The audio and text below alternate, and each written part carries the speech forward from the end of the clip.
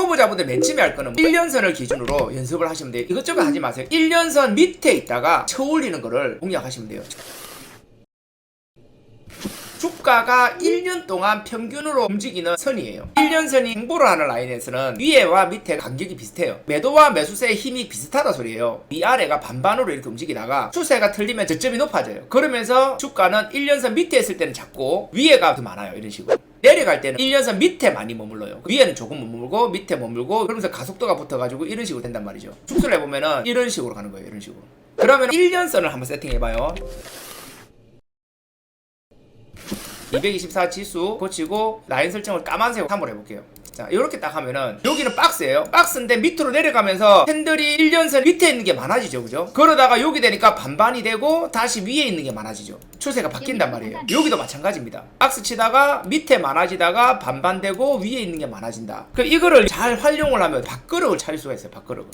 그러니까 요런 위치에서 잡을 수도 있고 여기 잡았다 하더라도 손절을 칠 수 있는 거예요. 제일 좋은 거는 1년선에서 이게 벌어졌다가 한 4개월 이상 행보하고 올라타는 게 있어요. 그런 것들이 제일 좋고 이렇게 왔다 갔다 하는 거는 항상 얘기하지만 골 파고 올라갑니다. 원래 이제 이 밑에서 이렇게 하고 올라가야 되는데 왔다 갔다 하는 거는 계속 이슈가 터진 거예요. 그러면 개미가 그 뉴스에 많이 물려가 있다는 거죠. 그러면 그걸 털고 올라가요. 요런 자리 보셔야 돼요. 두 번이나 흔들었죠. 224선 기점으로 충분히 밑에 있다가 치고 올려야 돼요. 맨날 밑에 있다가 위에가 많아지는 구간. 이런 구간이 나오면서 이게 우상향으로 바뀌는 거거든요. 이런 걸 찾아내는 거예요. 오케이?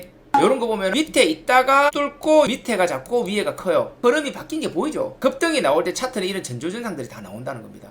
그래서 여러분들이 이게 익숙해지면 여기서 112일선, 448일선을 추가를 해봅니다. 라인 설정 들어가서 112일선 체크하고 초록색, 두께는 조금 더 두껍게 448일선은 아마 점선으로 할게요. 이런 식으로 만들면 장기평 3개입니다. 맨 처음에 초록색 선이 정복되고 나면은 까만색 선 1년선이 정복이 되고 1년선이 정복이 되고 나면은 점선 2년선이 정복되기 시작하고 끝나면은 날아간다는 거예요. 역배열에서 정배열로 돌리는 과정에서 그게 나와요. 그런 구조로 돼 있어요. 그 다음에 일목균형표를 넣는데 일목균형표는 후행이라 보시면 돼요. 제가 15년간 해보니까 양운, 어문은 의미가 없습니다. 유일하게 선행처럼 할 수 있는 기준이 있어요. 일봉상에서는 구름대만 봅니다. 선행 스페 색깔을 파란색으로 통일을 해볼게요. 이렇게 파란색 기준이 생기는 거예요. 이 일목균형표의 기준은 26일 선행입니다. 쉽게 말하면은 오늘 캔들이 26일 앞에 구름대를 생성을 하는 거예요. 요 앞에 만들어진 구름대는 과거에 만들어진 거예요. 한마디로 말해서 요만큼이 미리 생성된 거예요. 그러니까 지금 현재 이 캔들이 부딪히는 여기는 26일 전에 만들어진 거란 말이에요. 쉽게 말하면 26일 전에 주가보다 지금 주가 더 빠졌다는 거예요. 근데 우리는 우상향을 매매해야 되잖아요. 그러면 점점 빠지고 있다가 구름대를 딱 뚫어올리는 건 우상향으로 방향을 바꿨다라고 판단하는 거예요. 추세가 바뀌는 거예요. 뚫어올린 자리들이. 근데 이거를 더 중장기로 생각하면은 2배씩 늘려도 돼요. 18, 52, 104 이렇게 늘려서 사용해도 상관은 없다. 이거는 본인의 기준이에요. 성향에 맞게끔 하시면 돼요. 짧게 했을 때는 여기가 타점인데 나는 확실한 자리를 들어가기 위해서 여기서 잡거나 이런 데서 타점을 잡을 수가 있단 말이죠. 224일선 구름대만 있어도 추세를 다 알 수가 있는 거예요. 추세를 보기 위해서 여기는 하락, 여기는 박스권, 지금 우상향 박스 이렇게 줄을 걸 수 있으면은 명확하게 타점이 나온다는 거죠. 그러면 다 지우고 지금 현재로는 뭐다? 요 추세로 가고 있다는 거죠. 근데 이제 여기서 내려가는 각도가 어떠냐? 올라가는 각보다 내려가는 각도 완만하냐 안 하냐? 여기 각도랑 여기 각도랑 다르죠? 올라갈 때 힘겹게 올라가서 내려갈 때 심하게 빼잖아요. 그럼 이런 거는 올라가는 각도랑 비슷하거나 올라가는 각도보다 완만한 게 훨씬 좋단 말이죠. 근데 이거는 각도가 좀 세기 때문에 잘 안 뚫릴 가능성도 있습니다. 이런 패턴을 이어갈 확률 5대5인데 각도가 좀 썩기 때문에 내려갈 확률을 조금 더 높게 보는 거예요. 대신에 여기는 손절은 5% 짧고 익절은 30%. 만약에 밑으로 빠지면은 기술적 반등의 본전이 나올 수 있고 빠졌다 하더라도 이 박스권이 있기 때문에 우상향이 유지가 될 수 있는 자리가 나옵니다. 이런 거를 다 시나리오적으로 생각을 해야 돼요. 이해되죠? 무슨 말인지. 그러니까 우리가 구름대 224선 이런 걸 하나하나 의미를 부여하면서 쓰는 겁니다. 제가 그냥 이렇게 차트에 설정해 놓은 게 아니에요. 밴드 하단도 제가 그냥 설정해 놓은 게 아닙니다. 이것도 사용하는 방법이 다 있어요. 뭐냐면은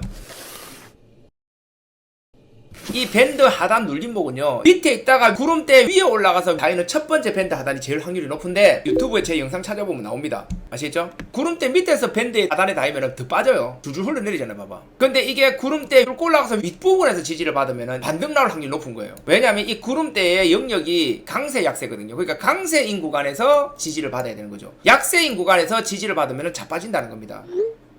금바든밭도 똑같은 개념이에요. 구름대 대신 사용할 수가 있습니다. 금바든밭은 뭐냐면은 이것도 유튜브에 설정할 수 있는 영상을 올려놨는데, 금색은 매수가 유리한 자리, 은색은 매도가 유리한 자리다. 근데 224선 위에 있을 때 첫 번째 은밭은 눌림목이다 라고 제가 가르쳤습니다. 그러니까 내려갈 때는 은밭, 반등 나올 때는 금밭. 근데 밥그릇 패턴이나 추세선을 끌 줄 알면 훨씬 더 유리해진다. 금밭이 뜨는 구간들 보면은 어떤 식으로든 이 추세를 바꾸거나 아니면 밥그릇이 나와야 돼요. 밥그릇 3번 자리에 금밭이 떠야 확률이 많이 높아집니다. 큰 추세를 볼 줄 알고 금밭, 은밭을 이용하는 거죠. 급등주들 보면은 금밭이 뜨면은 많이 먹을 수 있는 것도 있고 그래요. 오케이? 이해된다 1번.